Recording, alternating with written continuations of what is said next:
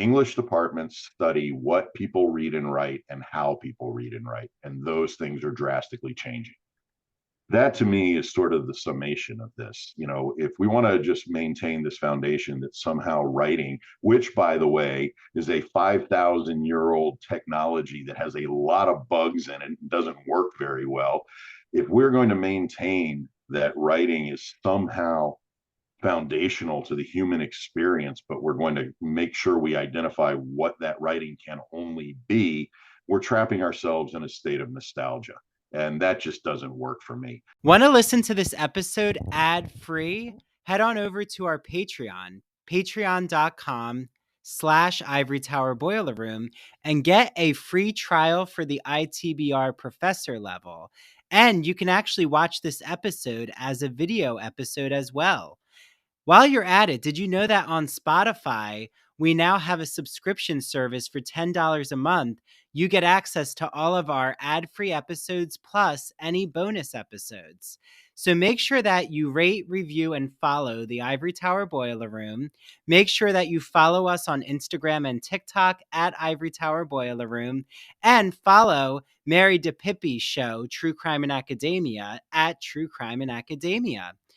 Thank you all for your support, and without further ado, here's today's episode.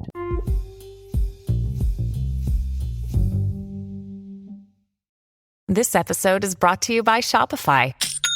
Forget the frustration of picking commerce platforms when you switch your business to Shopify, the global commerce platform that supercharges your selling wherever you sell. With Shopify, you'll harness the same intuitive features, trusted apps, and powerful analytics used by the world's leading brands. Sign up today for your $1 per month trial period at shopify.com/tech, all lowercase. That's shopify.com/tech.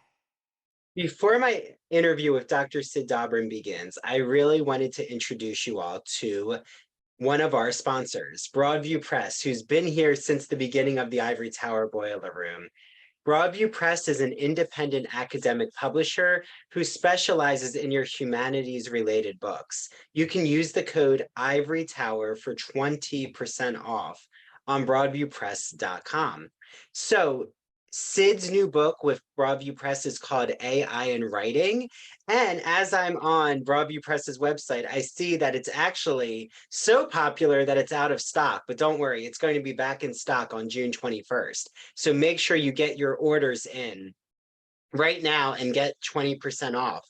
So if you have questions about generative artificial intelligence, how to use it as a writing tool, whether you're an educator or you're a creative writer, he addresses all of the ethical, social, and material questions you have about using AI for writing purposes. And there's actually a free 37-page PDF on the AI in Writing page on Broadview Press that talks all about the topic of AI in higher education. I highly recommend it. And while I'm recommending his book, I'd also love to recommend a new book published in April in 2024 called Academic Writing Now, A Brief Guide for Busy Students, written by David Starkey. And it is a reader and rhetoric combo. It's available as an ebook for under $30, and it includes readings on contemporary issues students care about, like AI, climate change, and campus life.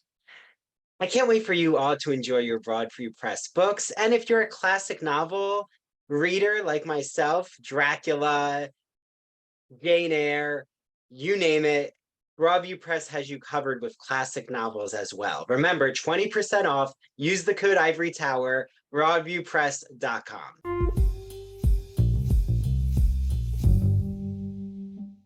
Hi, everyone. This is Dr. Andrew Rimby, and welcome back to the Ivory Tower Boiler Room. I am so excited because I'm with Dr. Sid Dobrin from University of Florida. I will introduce you all to Sid's work. This is the episode you all have been asking for, waiting for. It is about artificial intelligence, augmented reality, virtual reality, all the AI, AR, VR questions on your mind. So Sid is actually the professor and chair in the English department at University of Florida. He is positioned within writing studies. His research focuses on the digital humanities, environmental humanities. He looks at the relationship between writing and emerging technologies. He's told me already that he's done over 40 talks recently about AI across the world. So, he's prepared and ready to discuss all of our burning questions. He also examines what I find fascinating too. Not only does he look at artificial intelligence, but he looks at questions around ecological properties of writing. So, eco criticism, eco composition, oceanic criticism. Sid is everywhere all at once. He is the founding director of the Trace Innovation Initiative, a research hub that studies emerging writing technologies such as AI, AR, VR. He has been named a digital thought leader by Adobe. He is a member of the Florida Institute for National Security, which is part of University of Florida's AI initiative. And he has just published and released AI in Writing by Broadview Press, which is what got me, to see Sid's work and look at all that you're doing, Sid. But I know that you also have a book coming out called AI and Humanities. He also has a podcast called The Fishing Professor, available everywhere except Apple right now, but we'll change that soon. So, Sid, welcome to the Ivory Tower Boiler Room. Oh, thank you so much for having me. It's an honor to be here. So, I have to first ask you, just when it comes to AI, how did you even learn about artificial intelligence programming? Like, was this something recent just from the cultural thirst for AI and it being constantly in our news feed, or is this something you've always just been fascinated with? Well, tangentially, always been fascinated with.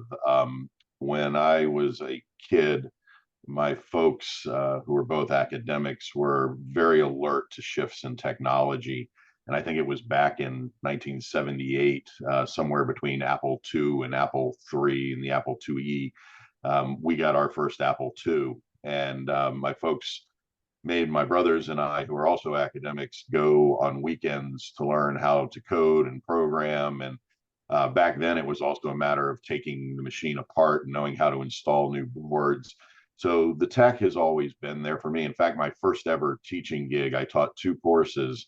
I taught one course in technical writing and then went across the hall and taught coding.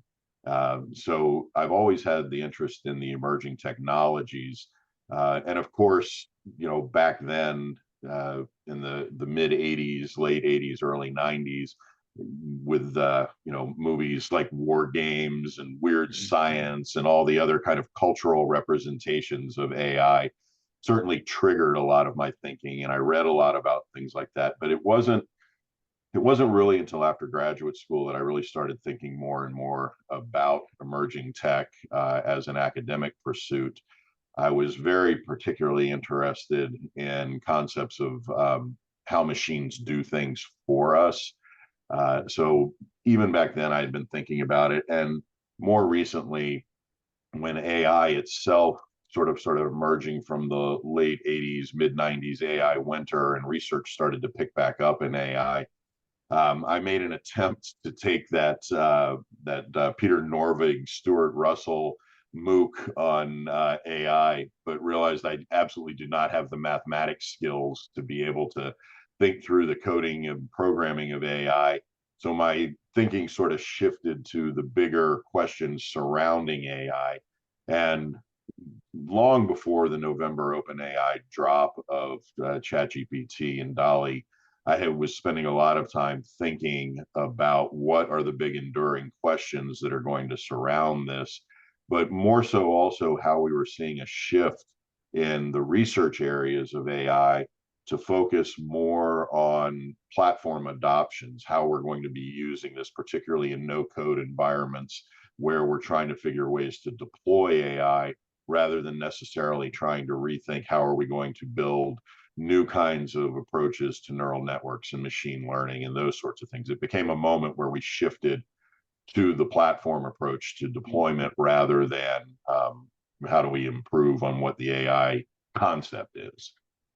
Well, it's interesting you mentioned that you were teaching technical writing like during this exploration you went on, because when I was an undergrad, I mean, this is only um maybe 11 years ago, I had taken a technical writing course, and to see the shift of like what my syllabus or concept of technical writing then was more about professionalization, building your resume, learning spreadsheet technology, maybe dabbling a little in audio editing, but it was pretty basic in the sense of Skype, maybe. I think we had Skype technology, but we weren't really doing a lot with video softwares. Um, do you feel like what we're going through right now, what we're living through in this technical innovation, is similar to that Y2K panic, like where there was both like you mentioned Apple, like I remember Apple, BlackBerry started to really become key in our movies. I think of early 2000s movies like Mean Girls, they have Blackberries, and it's such a newfangled idea of actually having a phone on you that you can flip up and type away. So, do you see like where right now there's the camp where they're so almost hysteric over and scared about what this means for our everyday applications. And then you also see it from the technical side of those who are actually creating the innovation and they are seeing the potential of the technology and how it's going to amplify our everyday processes. Yeah, I mean, it's certainly an interesting question in that our media representation, our popular cultural representation of what AI or any kind of emerging technology can do always influences a lot of how we're thinking about these things in a larger cultural context. That doesn't necessarily mean there's any kind of inherent accuracy to it. Mhm. We've had moral crisis about just about every kind of technology that impacts education ever since the beginning. One of the things I note in the AI and writing book, for instance, is 20 years ago we had this same exact moment of panic in the academy about Wikipedia. Students aren't going to learn how to think for themselves. They're not going to know how to do research. We need to ban it from campuses. And now Wikipedia is listed as an educational tool. It's all part of that initial kind of what do we do with this? But we had the same exact thing about chalkboards, ballpoint pens, the printing press. In fact, I've got a series of newspaper clips about in the early 1900s about how reading was going to destroy the world. Don't forget, Socrates and Plato warned us writing was going to destroy humanity because we won't be able to remember anything anymore. So we go through these initial moral crises, and most technologies get painted as either apocalyptic or the savior, but we usually end up somewhere right in the middle of how we're deploying them. I do think AI offers up some really important ethical questions we haven't seen before, and there have to be a lot of interesting conversations about that still. But I don't imagine, Skynet didn't happen. I don't imagine things like that will happen. I'm not a futurist. I try not to make projections. I try to maintain the idea that I'm not making promises or projections about anything in Gen Tech or AI, but specifically just issuing provocations to get people to think about how we're doing things with this technology.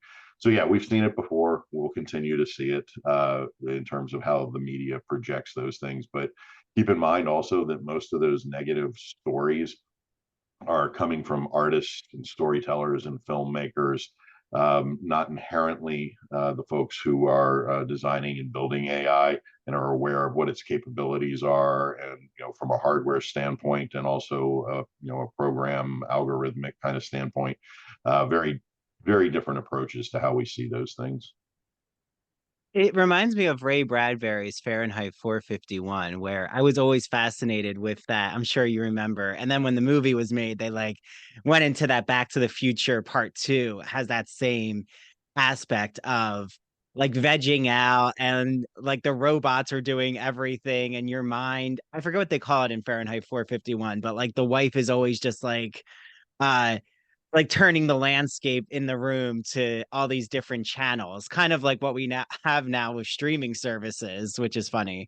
Um, but it seems like you're bringing us to the point that there's still that moral panic and fear over the technology is going to do everything for us. Like ChatGPT is the human mind, and we're no longer going to have that Socrates philosophical mode of actually having critical thinking. So are we wrong in that, Sid? Like, is ChatGPT, I've played around with it, and let me just say, it was not able to finish my dissertation. So it can't do everything. It's funny you say that. I tell all of my grad students that a dissertation only ever has to be one thing finished. But well, first of all, let's get to a moment where ChatGPT does not become the representative of what Gen Tech can do. We're turning it into the Band-Aid, Jello, Xerox kind of brand, and there's some problems with doing that. First of all, of course, as you've seen in the media, the fact that ChatGPT or OpenAI's large language model is the internet, which inherently is already problematic. The other thing for educators is you got to remember that ChatGPT was designed for broad spectrum use, whereas we're seeing now the release of applications, generative tech applications that are specifically designed for educational purposes, which means that the LLMs are going to have different kinds of data sets. But more importantly, is I think a lot of them are beginning to take into account the very ethical questions that educators have been bringing up.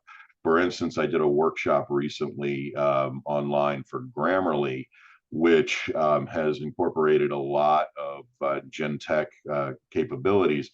But if you ask Grammarly's platform, write me an essay about Ray Bradbury's 451, it will return with a prompt that says, this seems like an ethical violation and outside of what your instructors are looking for.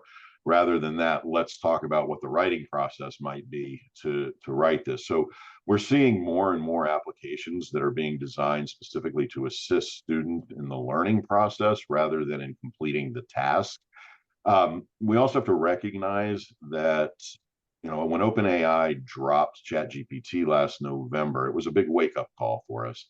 But in that time since, we're now seeing approximately 1,000 new applications a week being deployed using generative AI technologies across a massive spectrum of disciplines.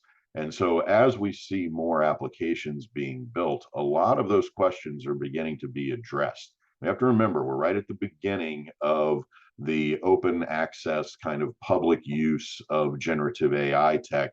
And as more people are building applications, they're going to start answering the questions and addressing the worries that we have. Yeah. Well, and we just came off of now both the writers and the actors strike is done. And I know a lot of the concern, well, like you said, ChatGPT, you've already brought that up. That was something with the writers strike, but I know the actors were also really concerned about their likeness being used in terms of like their voice just being copied and replicated without pay, their image being copied. I know extras, they were trying to thinking about, can we replace extras in crowd scenes?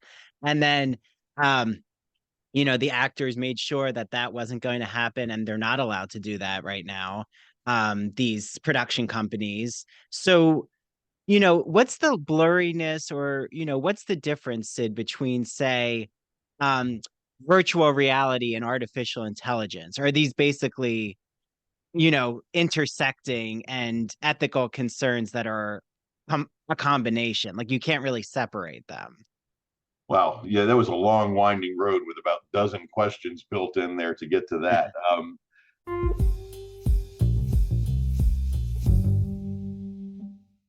Are you looking for a new magazine to read where you can get so many book, film, and TV recommendations? Well, then you need to check out the Gay and Lesbian Review. The G&LR is a bi-monthly magazine of history, culture, and politics that publishes essays in a wide range of disciplines, as well as a slew of reviews of books, plays, and movies, and a number of special features. Each issue brings you consistently intelligent, lively, thought-provoking articles focused on a unifying theme. So, for example, their new issue for May and June is called The Celluloid Fishbowl. And it's a nod to Vito Russo's 1981 book called The Celluloid Closet, which documented the flashes of LGBT content in movies before Stonewall, when such content was strictly forbidden. So there's so many exciting articles in the May and June issue, including one by Andrew White called Queer Ghosts on Oscar Night, that covers so many different LGBTQ films, both when the characters come out of the closet and what happens when characters are already openly queer and they don't need to come out of the closet, like we're seeing with so much of TV and film and literature right now. There's also an article by Andrew Holleran, the acclaimed writer of Dancer from the Dance, who actually reviews All of Us Strangers, which I can't wait to watch and has been much talked about. So please make sure that you use the Ivory Tower Boiler Room code ITBR50 when you go on glreview.org. You'll see on the right side it says subscribe. You can either subscribe for their digital edition, or if you're like me, I like to still get the magazine delivered as a print magazine. There's nothing just like having a print magazine in front of you. So use ITBR50 to get 50% off of your G&LR subscription. Yes, that's 50% off. So enjoy your reading. And please, if you are subscribing to the Gay and Lesbian Review, and if there's an article you really enjoyed, or a review you really liked, or a guest that you really want me to interview from the Gay and Lesbian Review, make sure that you DM me at Ivory Tower Boiler Room. Happy reading, everyone. And thank you to the Gay and Lesbian Review for their sponsorship. Spring is definitely blooming here in Port Jefferson Village on Long Island. I'm so happy to talk about the Soapbox NY, a bath and body boutique that is co-owned by my really good friend, Janine Cucci. So Janine has not only been on the Ivory Tower Boiler Room podcast, and I'm sure will definitely continue to be on the Ivory Tower Boiler Room. She was on a Halloween episode where we talked about The Exorcist. And she actually was just on friend of the ITBR, Christian Garcia's show, That Old Gay Classic Cinema, to talk about Sunset Boulevard. So I asked Janine, could you please come up with 3 different spring scents from your blending bar? And of course, Janine gave me so many exciting ideas and fragrances. So if you don't know, the Soapbox NY has an exclusive blending bar, which has over 400 different essential oils that they can make customized fragrances for you. So here are the 3 spring fragrances. We have Peony Blush Suede, an exquisite floral with delicate rose and honey accents, and a subtle green freshness. Mimosa and Tonka is the second fragrance. Notes of sweet golden mimosa mixed with creamy tonka bean. That sounds delicious. The third is Spring Musk, green and fresh with notes of bergamot, orange blossom, and neroli, a clean and fresh musk. So Peony Blush Suede, Mimosa and Tonka, and Spring Musk are our 3 spring blending bar fragrances. So make sure that you tell Janine that you heard the ad on Ivory Tower Boiler Room. And you might be saying, but Andrew, I don't live on Long Island or even near Long Island. That's okay. The Soapbox NY has a website, and you can order directly from their website to get any of these blending bar fragrances. And in the notes for your order, just make sure that you say, I really would like that Peony Blush Suede fragrance as a shower gel, or the Mimosa and Tonka as a shampoo, or even the Spring Musk as a bubble bath. Don't worry, I'm going to ask Janine if I can try all of these 3 fragrances. So make sure you also follow the Soapbox NY on Instagram at the Soapbox NY, and on TikTok at the Soapbox NY. And if you really don't know exactly what you want to order, DM Janine at the Soapbox NY on Instagram, and she'll make sure that you get one of these blending bar customized fragrances. I hope you all enjoy your bath and body products from the Soapbox NY. I absolutely love this store.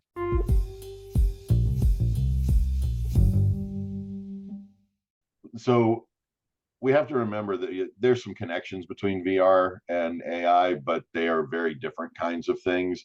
Virtual reality is creating a digital environment, a space where you can do things that you couldn't necessarily do in a real space. So that from an educational standpoint, those things have been proven to be very useful. So for instance, in medical training or in automotive tech training, being able to have a virtual place to conduct experiment, to do work, VR is very useful. Now, yes, you can tie AI into VR, particularly with some deep learning strategies that will make the VR environment reactive to what you're doing.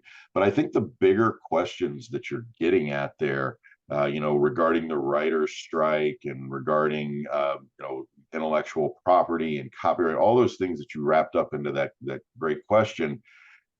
Again, we're at the beginning of this. But the other thing we have to realize, and again, these are just provocations. These are things to think about.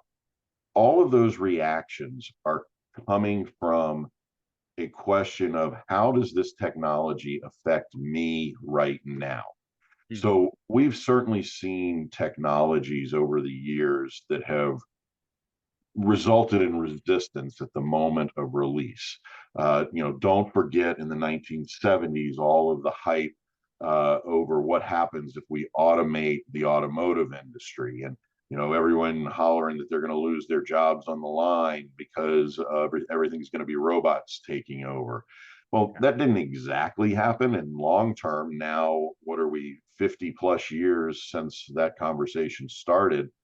That augmentation, that automation of the automotive industry, certainly it affected people's jobs then, but look at what it's done to improve the industry now. And so what happens when we start making the argument only about what's going on right now, rather than thinking about what are the potentials and the possibilities for what's going to happen down the road?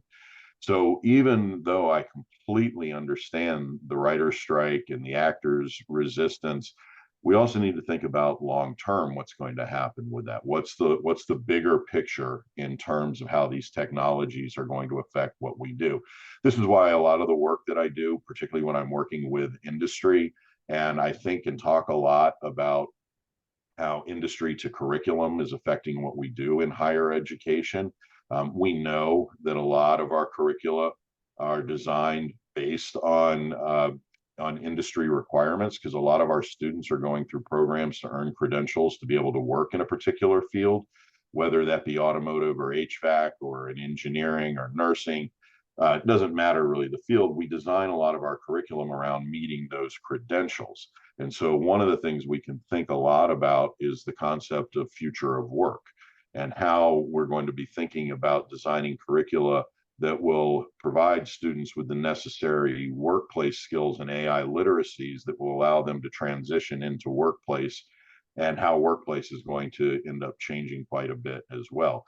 We tend to want to have these arguments about how Gen Tech or AI is changing things from a standpoint of, I don't want things to change. I like how things are, or these are comfortable for me, or they undermine my basic foundational philosophies and epistemologies about teaching or writing or whatever it happens to be. The AI sort of revolution, though it's not really revolutionary, is going to change things, and change is difficult, and that's just going to happen. Well, I'm ready to pull the rug out from under you. No, I'm just kidding. Don't be scared. But I just remember I got my PhD in August, and one of like the last big English department roundtables, that was spurred by, the Modern Language Association's commitment to digital humanities, to, embracing artificial intelligence and using it for, it seems like you have a lot of thoughts on that, but teaching tools. And there was also that magazine article, or the editorial article, about like the English majors ending, and Stony Brook had this whole panel about the end of the English major, and almost like saying that AI was ending and collapsing the major. And I just thought that what I was missing out of that conversation is, and this isn't on any faculty member, but there was really no discussion about media. Like there was no discussion about podcast innovation, or the innovation of training our majors for industry jobs, like outside of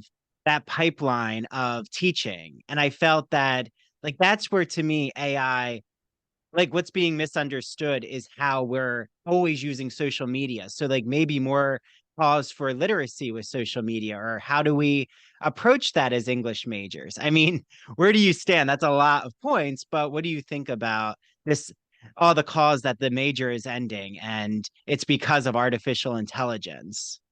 Yeah, absolutely not. Majors change. Lots of majors, not just English, change because of technological shifts in the world. That's not going to happen. If we want to continue to cling to the notion of what an English major is, we're missing out on things. It's like saying I can no longer teach writing skills, critical thinking skills, problem solving skills because I can't teach the essay anymore. Teach the same skills in a different context. Teach it about prompt writing. Teach it about whatever new media form you'd like. I'm going to give you your soundbite right now. Whenever I get asked that kind of question, I fall back to a very simple kind of statement. English departments study what people read and write and how people read and write, and those things are drastically changing. That to me is sort of the summation of this. If we want to just maintain this foundation that somehow writing, which by the way is a 5,000-year-old technology that has a lot of bugs in it and doesn't work very well, if we're going to maintain that writing is somehow foundational to the human experience, but we're going to make sure we identify what that writing can only be, we're trapping ourselves in a state of nostalgia. And that just doesn't work for me. We can teach the same kinds of thinking skills by shifting the genres. We can teach the same kind of skills by replacing them in different contexts. I don't think it's going to be the death of the English major. It's going to change a lot of what an English major is. And there are a lot of institutions around the country who are picking up on this. You look at the work that Bill Hart Davidson is doing at Michigan State, or if you look very specifically at Jason Kreider at Texas A&M. There are a lot of departments. This is part of the reason you mentioned all the talks I've been giving. Most of the talks I've been giving have been to academic institutions about how do we not give up our foundations of what we do as educators, but shift them into this new context. A lot of people are on board because they're going to have to be on board. And if that means that, teaching Moby Dick as an inherent part of the American experience is going to vanish, I don't see why that changes the ability to teach what literature can do, or what writing can do, or media can do. You mentioned tech writing earlier.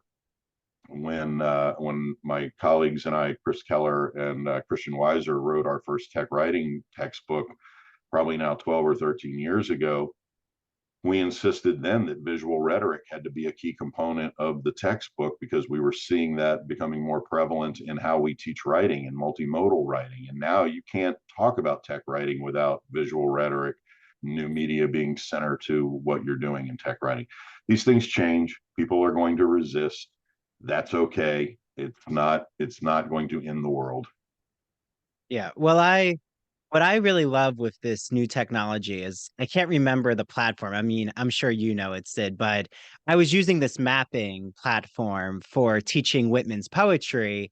And being on Long Island, I had my students like each choose a location, and then they were able to integrate like a recording of a poem that was inspired by that place. And they would like put the audio up there. And then like when you clicked the points on the map, you could hear the audio, you could see like the video of like clips from YouTube. And I thought it was just such an exciting way of mapping out an author's journey, or even like I've seen it done with Dracula or Mrs. Dalloway, like to really bring this the novel to life. So I feel that there are a lot of platforms right now that exist in that vein. Is that kind of even with AI and writing, like what are some tools or what are some ways of teaching that you're excited about with this new technology? Yeah, I love that question, not because of the opportunity to point out you can do this, this, or this, but that's the kind of question we have to be asking. One of the big problems I see with AI right now is everybody's trying to retrofit it to what we've always done. How do I use it to do the things I've always done in a classroom? And what it really gives us is the opportunity to think about what are some more intriguing ways of teaching whatever it is I'm teaching. So I was recently giving a talk at the Ringling College of Art and Design, and a faculty member there who was teaching an art history class really wanted her students to understand more about Michelangelo and motivation, and so used the platform and created a chat bot where the students could interact with Michelangelo. And so that became a big platform for what she was doing in her class. I've seen lots of educators, particularly those who are training to work in K through 12 space, looking specifically at how teaching some of the basic AI literacies can begin early. And a lot of that can be done through visual rhetoric, visual learning, through the development of chatbot. I'm also seeing quite a bit, particularly in writing studies, of folks using generative AI tech as a kind of comprehensive peer review, an opportunity for students to engage with their writing with the AI prior to coming back to the classroom with it. And as all writing teachers know, if you ask your students to engage in peer review, they're going to take their, their draft essay and hand it to their roommate, who's going to go, "Oh, that's okay," or hand it to mom, who's going to tell them that it's amazing. Gen Tech is a little more direct about things. And so I'm seeing a lot of people integrating it specifically into the peer review process. I'm seeing a lot of assignments being redesigned. In fact, University of Central Florida just released open source, free to everyone, a booklet of about 50 AI writing assignments, or AI, kind of generative AI assignments. So more and more people are looking at assignment revision. But I think the big part of the question that you're asking, though, gives us the opportunity to shift the question to the concept of assessment. What is it that we're trying to get students to show us in their learning? And AI provides the opportunity to really rethink, is this just a matter of mastery? Is this a matter of transition, a matter of learning process, a matter of learning to learn? And so there's a lot of things when we start thinking about specific assignment design that gives us the opportunity to restart thinking assessment design as well. Mm. Well, and do you feel that universities, I mean, I know you can only speak for University of Florida, and I don't want you to get into any trouble. Like, Sid's opinions are his own. We have to be very careful now with how we say these types of statements. But do you think that professors or faculty and even students, that their concerns are justified in a way because there isn't really training readily available for them yet? How do you approach the issue of, this is great, right? You threw out wonderful ideas, and I just thought about it. It's called Story Maps, ArcGIS. That was what I used. And it's a great platform. It was very easy to use. But right, if you're very familiar with technology, we could throw out a lot of tools. I could throw out VoiceThread, which is kind of like a podcast for students in a way that's more contained. And we can say create a YouTube channel with your students, or create a TikTok. But then, are faculty prepared for the outcome of what happens when you make things public? And then is there an infrastructure in departments for ethical concerns? What happens if the student's private information, they're now being attacked by a bot? Or what do you do if you're doxxed as a professor and your address, I mean, our addresses are public, but your phone number gets out there? Where can faculty turn to for these ethical concerns? Sure. So asking me that question is not necessarily fair, coming out of the University of Florida, which is now known as the AI University. Prior to COVID, in partnership with a donation from NVIDIA, the CEO is a UF alum. We created the AI initiative, or our administrators do. I take no credit for that. Um, so we currently have hired, over the last several years, over 120 faculty who work specifically in AI areas.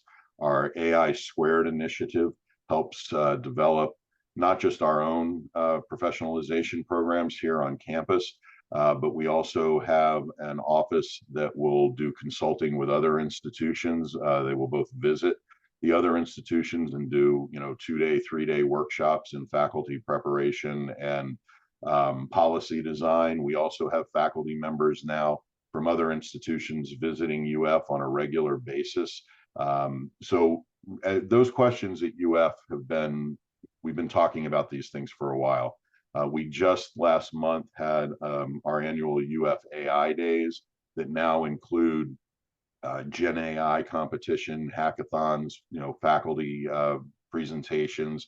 And so AI is sort of prevalent in our conversation. Now, directly to the question that you're asking, this is also why, not just through UF, but on my own, also why I've been visiting so many campuses where we've talked about how do you develop faculty professionalization development programs, how do we integrate AI across the curriculum.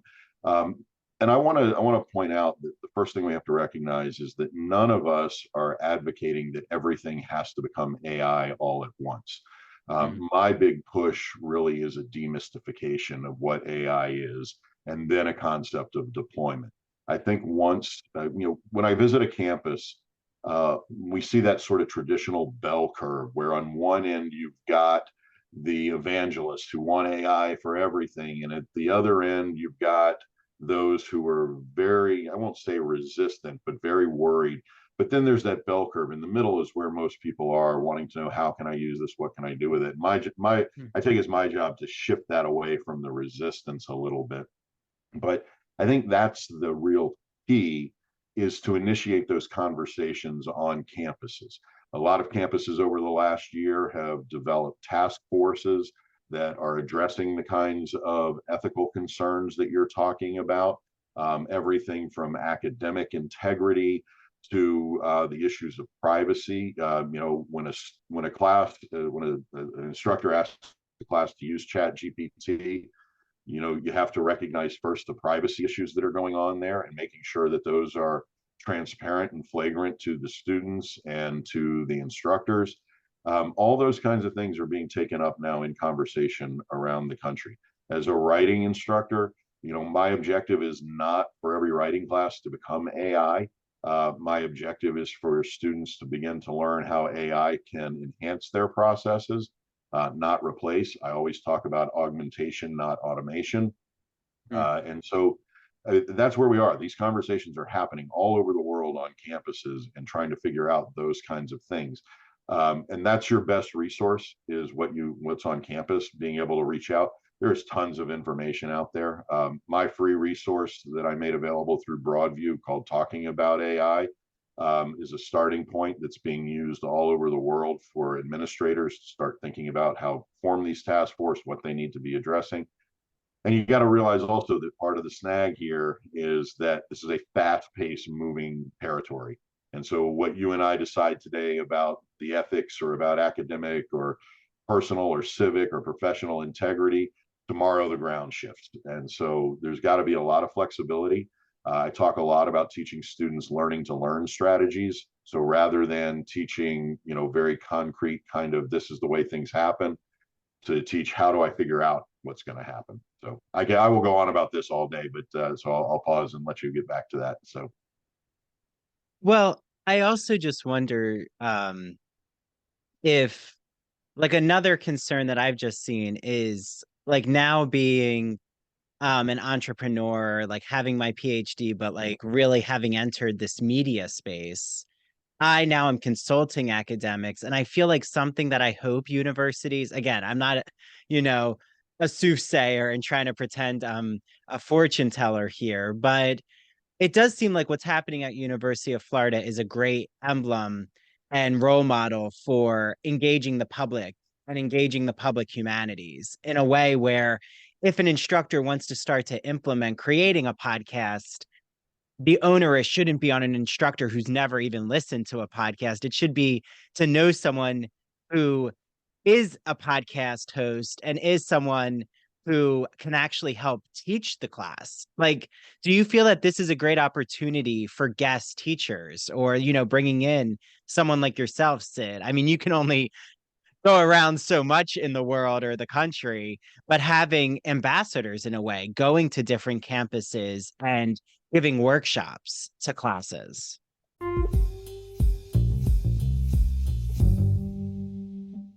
You've heard me gush over my friend Christian Garcia's podcast called That Old Gay Classic Cinema. Yes, Christian Garcia, who hosts the Smash Rewatch podcast series with me. Remember Smash, where they're putting on a Marilyn Monroe Broadway musical called Bombshell? Well, make sure you listen to our podcast series. His podcast is called That Old Gay Classic Cinema, and it is definitely meant for all of those Turner Classic Movie lovers. So he looks at classic films with a queer lens. So think of him as a queer cinema professor of sorts. He actually had on co-owner of the Soapbox NY, Janine Cucci, to talk about Sunset Boulevard, which the three of us are just obsessed with Sunset Boulevard, and we can't wait for Nicole Scherzinger to be in the revival of Sunset Boulevard on Broadway. He also has episodes about Cat on a Hot Tin Roof, Strangers on a Train. Now that definitely is a queer homoerotic film. The Philadelphia Story, Meet Me in St. Louis, Beauty and the Beast, Sweet Charity, Psycho, Mary Poppins, Hello Dolly, The Wizard of Oz, Vertigo, which I actually was on, and 101 Dalmatians, and the list can go on and on and on. So make sure that you listen to That Old Gay Classic Cinema wherever you get podcasts, like Spotify or Apple. Follow Christian on Instagram at That Old Gay Classic Cinema, and he also has a TikTok. And please make sure that you reach out to him and let him know that you heard this ad on the Ivory Tower Boiler Room. Happy podcast listening.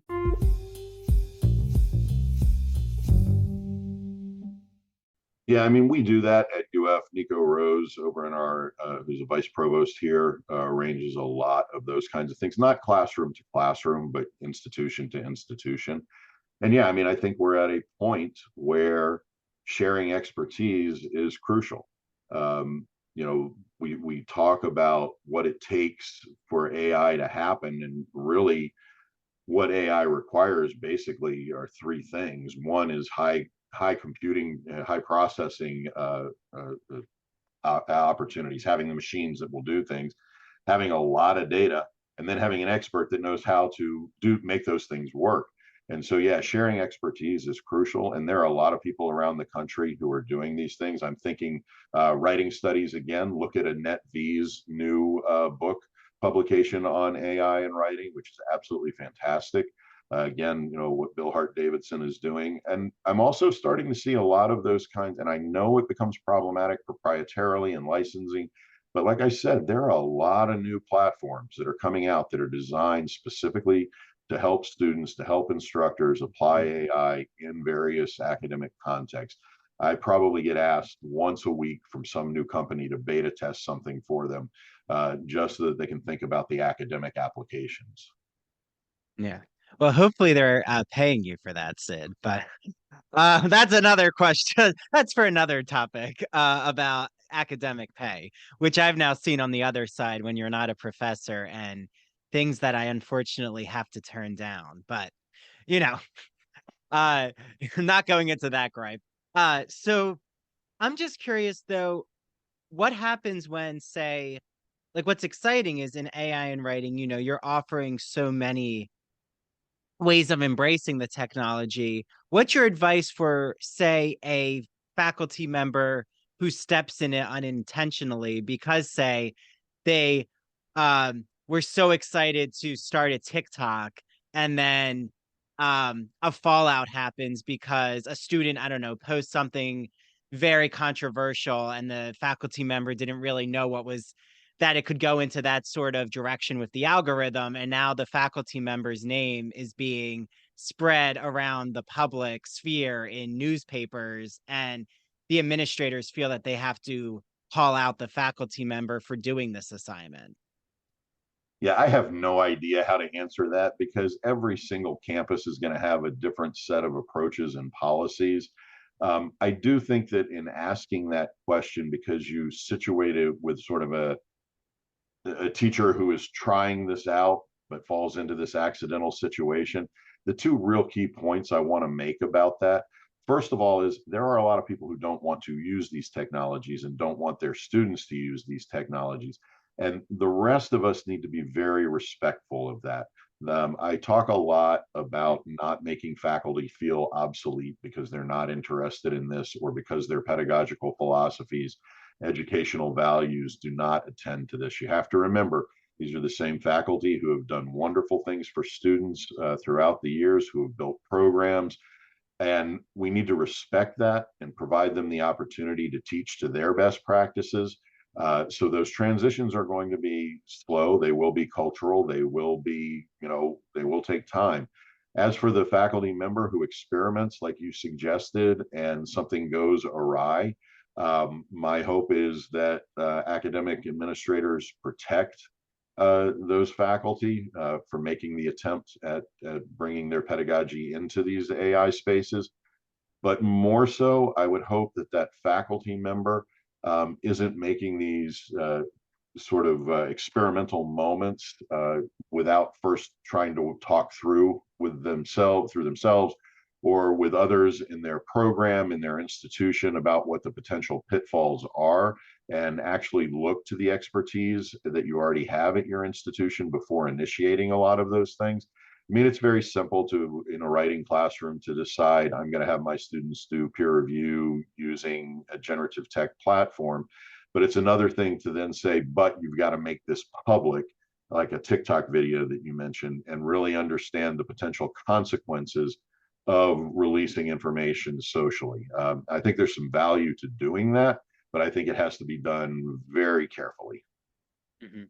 So your advice is always consult with the like chair of the department or even, you know, workshop this idea before you actually throw it out there into the classroom. On behalf of chairs around the country, don't bother. No, no.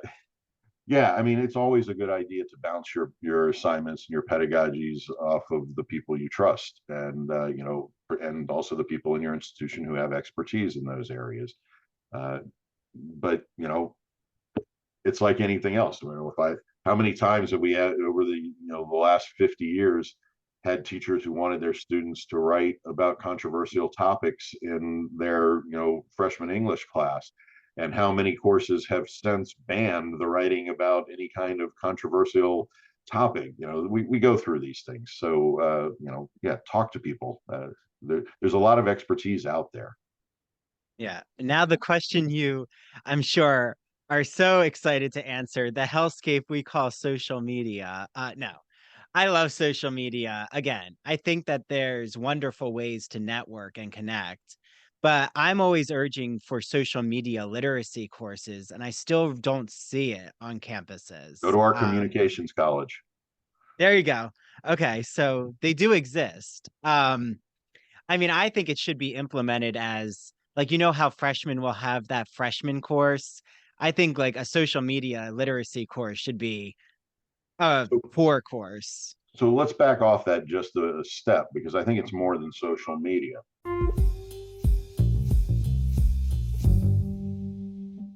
Sorry for the interruption, but this is Dr. Andrew Rimby, and I have to talk to you all about the Ivory Tower Boiler Room. Yes, you might be saying, but wait, aren't I listening to the Ivory Tower Boiler Room? You are. You're listening to the podcast. But when I'm not here in the podcast space, I'm actually consulting. So I have small businesses that I help consult with their social media marketing plan.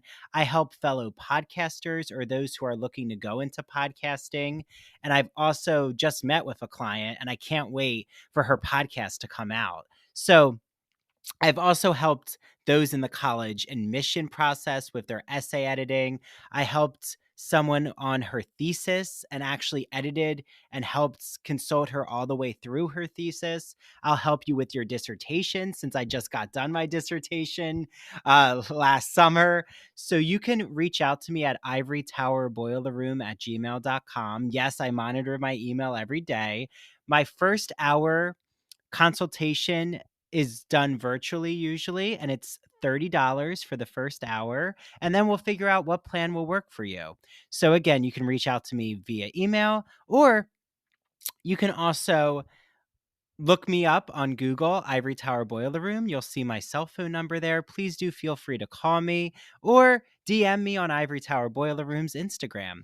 You've all heard me gush about Mandy Made It.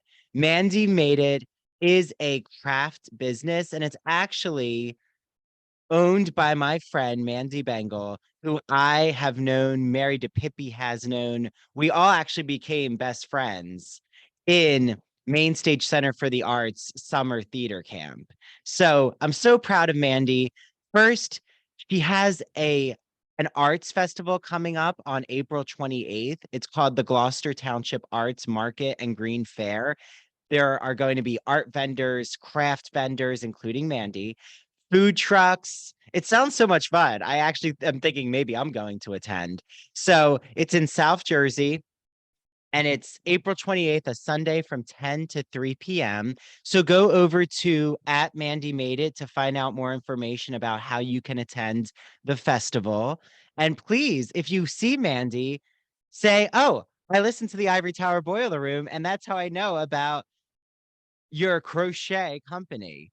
So she makes so many wonderful items, especially because we're in the spring into summer. I know that she makes beautiful spring flowers that she crochets. She's made wonderful Pokemon inspired items. I know that my boyfriend, he loves Pokemon Go, so this is a great item for him.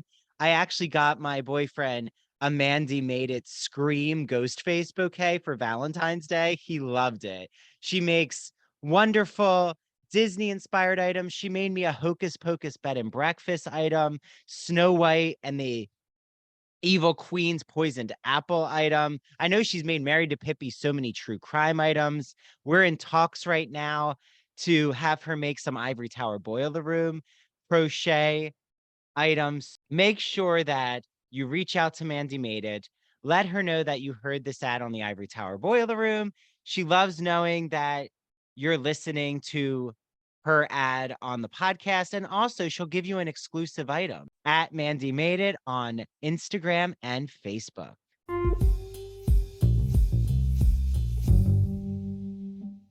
What you're talking about is more than just a social media issue. What you're talking about are digital literacies, of which social media is a huge component. Now, over the last 5, 8, maybe even 10 years, institutions around the world have been developing digital literacy, digital competency, digital fluency programs, trying to tie them into general education, those sorts of things. AI literacy now has to be a key component to that. So tied specifically to what you're asking about the chaos of social media, this is the opportunity where when we're talking about AI, or we're talking about digital literacy, that we have those opportunities to reinforce things like critical thinking skills, problem solving skills. This is also where we get the opportunity to go back. I say this and people kind of cringe a little bit, but the Cynics were a very important part of the rhetorical tradition. And the Cynics, put forward the idea that you don't stop asking questions. There's always another question that you can ask about that. We've made that a derogatory term. To be cynical means that you're not going to accept whatever's put in front of you. You're going to keep being negative or keep asking questions. I think that, that reinvigorating some of that kind of original concept of cynicism, of being able to ask, is this real, or how do I figure this out? That's going to become more and more necessary in that social media landscape. You also have to remember that a lot of people react to social media as though it is somehow a professional media. And granted, social media marketing managers will tell you this is a professional space. But when you have a space that's opened up to anyone, you're always going to have, whether nefarious use or just, ignorant use, that's going to be there. Those things can be addressed in digital literacy approaches. And I think that as institutions over these last 5 or 8 years have been building those digital literacy programs, that it's been a lot about those kinds of things in the social media space. How do we recognize the value of what's being presented to us? So do you also see this as an academic freedom type of, like, do you feel academic freedom and this question about like digital literacies it seems that it is connected. Like there is a tie-in in Sure, terms of the certainly. content out there. Yeah, absolutely. But academic freedom, as a lot of people misunderstand it, is not carte blanche to do or say anything that you want to do or say. There are still both ethical and professional guardrails there. I can't walk into my classroom and start, screaming about, pick a subject. Why salami sandwiches are better than ham sandwiches because the salami industry is more ethical. I have no idea. I'm making this stuff up. Yeah. But I can't go in and just espouse whatever I want to espouse as an academic and claim academic freedom. Yeah, or you couldn't like run into your classroom and scream, there's a fire in the hallway, and there's actually no fire in the hallway, and then everyone starts jumping out of the windows. Right, and that's a fairly old freedom of speech argument Mhm. too. But yeah, I mean, there is, when we talk about AI, the foundational principle, and I don't like using the word ethics per se because there's a lot of baggage tied on that. Fundamentally, what we have to address at all points is responsible use. This is why when we talk about integrity, we have to talk about integrity as academic integrity, professional integrity, civic integrity, personal integrity, all as connected.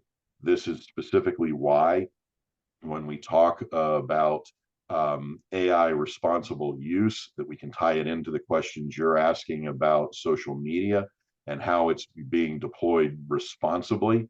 Look, there is not a single technology that has ever been invented, and I don't mean digital technology, I mean all technology, that someone has not found a way for nefarious use. It's going to happen. The bigger question is what the rest of us decide are the responsible use parameters for these things. And that's always going to be a gray area. Yeah. Well, and like it seems that you're also, not saying that someone can't like push the boundaries. I mean, in technology, right? There's always going to be almost like a comedian. A comedian's job in a way is to test freedom of speech. Again, not like going into, I mean, the line of freedom of speech and hate speech is not a clear line, but like there are those who will test technology um and like, maybe they'll even assign, I'll take something benign here, but they'll assign their students ChatGPT and like have each student come up with a prompt and actually see what happens if ChatGPT uh, writes an essay for their students just as an actual experiment, right? Like that could be a great learning lesson, and it can show you the downfall of ChatGPT, like what it doesn't allow for your authentic voice, right? Or even, seeing what happens if you have AI um replicate your voice for a certain project, and like what's the ethical issue here if you can't tell um whether someone's voice is being manipulated. I mean, I've just like seen this, I'm sure you see it all the time, Sid, but there's celebrities now whose voices are being transposed or replicated and you don't really know. um I'll see on TikTok they'll like create celebrities faces on different bodies, and it gets very confusing about like, is this actually the person or not? Um, yeah, like how, you know, So they're testing the boundary here. yeah, but I mean, there's a lot in what you're asking there too. So the thing about asking your students to use ChatGPT, and that's a very common assignment right now, is to do the comparative. How did ChatGPT create the answer versus how you would have created the answer? The thing about authentic voice, that once you start talking about authenticity, you're asking all sorts of questions. When you said, ChatGPT can't present my authentic voice. Well, it's not exactly true. I can train Mhm. ChatGPT to say the things in the way I would say it in my writing style. The thing about actual voice, I'm sitting here with Descript open on my desktop right now. I'm training it to mimic my voice, because how much easier is your podcast going to be? Or your podcast is interview based, but what about the podcast where I'm reading a script? Now I don't have to do the reading part. The script will do that for me, or all these other, everything you're asking we cannot have blanket response to. These are all very contextual moments. So if an actor is concerned about their image being reproduced without authority to do so, that's a very different kind of licensing public intellectual property rights than asking the question about, what if ChatGPT writes a student's paper for them? Does it violate, the academic integrity policy of that institution? All of these issues are very, very contextual. Even the actor, whose face is being represented, that's a different question from the actor who has, legally sold the rights to that image. It also has to do with how that image is being used, right? My guess is the actor gets upset if their face is being used to represent a political party that they don't agree with. But if it is someone they agree with, what's the chance they're going to not see it that way? All of these little nuanced questions have to be addressed, and that's why having these big conceptual conversations becomes so important, because that leads to how we're going to think about deployment and use. Well, and is this also why I keep seeing um on like on TikTok, Instagram, what do they call it? Like when we sell our digital image. Um there's like I know Paris Hilton is behind this, but like she actually will like allow you to like buy her different virtual images. Yeah, I have no idea of anything about Paris Hilton, and I do not TikTok, so I don't. You youngsters can hammer that one out. That's not where my operating space is. Yeah. But I have a feeling that she's trying to get you know, uh, uh she's trying to get early in on the race of what I assume will happen is eventually like we're people who are in the public sphere will want their image out there for fair use. So people are going to have to buy, like, say, if they want to like use a celebrity's image to be in a dance with them, then that's going to be something that they buy into. I mean, who knows where that's going to head, but Sure, and what you're getting at is what we're seeing happening with copyright laws right now regarding AI, and how in flux those laws are, and how rapidly things are changing. So, for instance, on the one hand, where you're talking about a celebrity wanting to protect their image, currently copyright law indicates that AI generated image cannot be copyrighted. And mm, so there are all sorts of legal approaches to how we're going to have to think about this as well. And a lot of that conversation is going on at the federal level, at the global level. We just recently saw YouTube's announcement about all AI generated content. It necessarily has to be identified as so. And we certainly across Europe have seen more and more legislation either blocking AI generated content or being able to identify generated AI content. We've seen efforts by companies like Adobe and their image authentication program, which is being adopted by thousands of companies, that will identify where the parts of an image came from. So yes, there's lots of legal conversation going on about that, and it's very muddy water because it's very contextual, and yes, it's very interesting, but all of those things are in flux and will change, particularly as platforms change.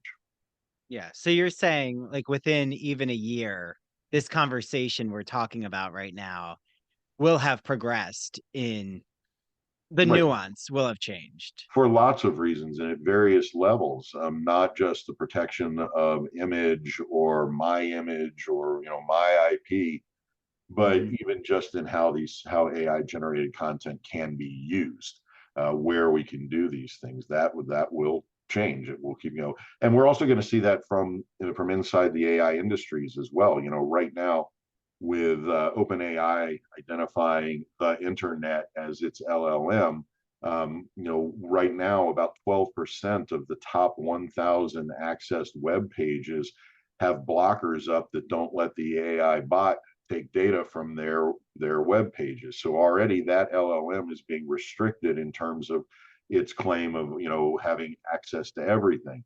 you look at image generation in particular, the company Glaze has developed a platform that will block an artist's work from being rated by an AI bot to contribute to the building of other images in Gen Tech. And so what we're seeing are now this sort of industry war of AI. Who can block the bot? Can the bot get in? What's the next block? Those kinds of things as well. And that is, creating restrictions, rightfully so, on access to data for those LLMs. Now, what becomes interesting from an educator standpoint, as we see these multiple new platforms being developed specifically for education and research, is that a lot of these platforms work with proprietary LLMs and work on subscription based. So that's eliminating things like incorrect information being part of the LLM, or an academic setting, non-peer reviewed information being included in the LLM. So you're getting less of the incongruities and hallucinations. I just talked to a company not 2 weeks ago that's building out an academic LLM based specifically on just the abstracts that Excelsior publishes to give access to their articles. It doesn't give you the full research, but it will direct you to where to get that research. So with a proprietary data set like that, if your student wants to do research about, fill in the blank subject X, and has the means to buy the subscription to this platform, they're going to have a much more accurate representation of information than the student using ChatGPT. So that, becomes indicative of, those are the conversations about copyright protection, intellectual proprietary data. All of that is going to come to play. And yes, over the next year or 2 years, this is going to be a big, big issue. This also ties into how those data access points affects professional efficiency. The World Economic Forum has projected that professional efficiency and productivity is going to increase by 40% by 2025. And we're already seeing metrics that confirm a lot of this movement in terms of productivity. Now, there are a lot of interesting questions there too. Do I get 40% of my time back, or does my institution want 40% more work from me for the same price? But yeah, your question, I don't want to talk about it in terms of social media necessarily, because that's not my area of expertise. But yeah, the questions you're asking about who has right to make these images, to distribute these images, and ownership of these images is very much a contested space right now. Yeah. Oh, and it's called NFTs, just for everyone out Okay, there. yeah, okay. They're the tokens. Yeah. And that's a market that's failing rapidly also. Yeah. Well, it's kind of like, how much are we talking about cryptocurrency right now? But believe that I am definitely not well versed in cryptocurrency. So like one of my last questions for you, Sid, is everything you've talked about, is a case for why critical thinking skills is at an all-time high right now. The university's job is to produce, students who are engaged cultural consumers in their everyday lives. Ideally, they should have an analytic mind in what they're engaged with in their everyday life. In the arts and culture world, we could say for the humanities. So, really, where do you, not a future, I don't want to make it a future related question, but like, what is exciting for you right now with the English major in terms of critical thinking, arts and culture questions, what you're doing in your everyday life with your teaching? Yeah, so I'm actually going to steal my answer from one of my colleagues who is an American Lit scholar, and she has very clearly explained that it's not that all of these technologies are restricting what our field is, it's opening it up to so many possibilities. New approaches to archival research, even little things for me excite me. We keep talking about Gen Tech and ChatGPT and all this about writing, but what it's doing for reading is, particularly for selective reading and research reading, is absolutely fantastic. I think, though, for me, the most exciting thing that this opens up, in addition to giving us the opportunity to seriously question our foundational pedagogical and educational epistemologies, is it gives us the opportunity to seriously reconsider our conception of the authentic agent of a student, of the independence of an individual student, and really look at the networked kind of construction of what student is and what students are doing and what students will be. It gives us the pause to really rethink where is the agency of the student here, and that to me is the most exciting thing. Yeah. Well, this has been such an invigorating conversation, Sid. I know there's so much more we could have gone into, but you'll have to come back and we'll see where the landscape is like in a year with your work that you're doing. But everyone out there, please get your hands on AI in writing, broadviewpress.com. Use our code Ivory Tower for 20% off. And also, Sid, you mentioned if you want to talk about your current writing that's about to come out. I know you have some exciting publications. Well, we're completing, or I'm completing a collection called AI and the Humanities that will come out from Parlor Press sometime in the new year. My bigger project right now is I'm working on a book called Artificial Intelligence and Enduring Questions that are going to look at the longer term ramifications of what AI provides us. Yeah. Oh, and talking about social media, Sid, uh, how can everyone like follow you or your website, whatever you want to plug right now? Yeah, so I mean, I'm on Instagram, Facebook, and Twitter, X, whatever, though I'm not so sure how long I'll stick out with X given recent events. But that's that. And if you want to get in touch with me, feel free to email me at the university. It's just sdobrin@ufl.edu. Wonderful. Oh, and I'll be creating his TikTok. No, just kidding. Uh, If you ever want a TikTok, though, I do love it. It's one of my favorite applications. But thank you so much, Dr. Sid Dobrin. This has been such a wonderful conversation. I hope everyone reaches out for more information. They get their hands on all your publications. And yeah, can't wait for you to check back in. And you're now our expert, Gen AI, all things, virtual reality, augmented reality. We have an expert in the house. So thank you so much, Sid. Thank you. I appreciate the opportunity to talk with you. Yep. Okay. Bye, everyone out there.